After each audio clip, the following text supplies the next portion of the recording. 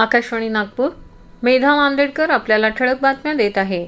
प्रशासकीय कामकाजात गतिमानता आणि सुसूत्रता येण्यासाठी मंत्रालयीन विभागांच्या पुनर्रचना करण्यास राज्य मंत्रिमंडळाच्या आज झालेल्या बैठकीत मान्यता देण्यात आली. यामुळे सध्या अस्तित्वात असणाऱ्या 33 प्रशासकीय विभागांची संख्या 45 होणार आहे. मुख्यमंत्री देवेंद्र फडणवीस यांनी ईज ऑफ डुईंग बिझनेस आणि ईज ऑफ लिव्हिंग संकल्पनेवर भर देण्याचं धोरण निश्चित केलं आहे. त्यानुसार मंत्रालयीन विभागांची पुनर्रचना करण्यात आली.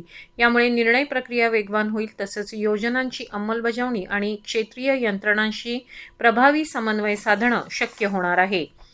केंद्र सरकारनं या महिन्याच्या 21 तारखेला होणाऱ्या नीट UG पुनर्परीक्षेच्या प्रश्नपत्रिकांच्या तयारीसह नंतरच्या सर्व प्रक्रियांपर्यंत संपूर्ण गोपनीयता बाळगत आवश्यक ते सर्व उपाय सुनिश्चित केले आहेत, असं केंद्रीय शिक्षण मंत्री धर्मेंद्र प्रधान यांनी म्हटलं आहे.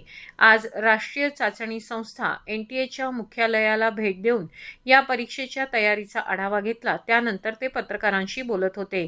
परीक्षेचं साहित्य परीक्षा केंद्रांपर्यंत व्यवस्थित आणि वेळेवर पोहोचण्याची दक्षता सरकार घेत असल्याचंही त्यांनी सांगितलं.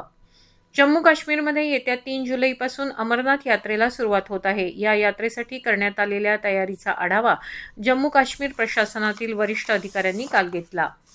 हवामान. विदर्भातील नागपूरसह वर्धा, चंद्रपूर, गडचिरोली, यवतमाळ, अकोला आणि बुलढाणा जिल्ह्यांमध्ये आज वादळी पर्जन्यमानाचा येलो अलर्ट जारी करण्यात आला आहे. त्यानुसार आज नागपूरमध्ये दुपारनंतर अधूनमधून ढगाळ वातावरण होतं. उद्या आणि परवा देखील याच जिल्ह्यांसह संपूर्ण विदर्भात वादळी पर्जन्यमान कायम राहणार आहे. दरम्यान आज नागपुरात 42.8, त्याखालोखाल अकोला इथं 42.7 अंश सेल्सिअस इतक्या कमाल तापमानाची नोंद करण्यात आली. याबरोबरच हे ठळक बातमीपत्र संपलं. यापुढील बातमीपत्र उद्या सकाळी 10:58 प्रसारित होईल. नमस्कार.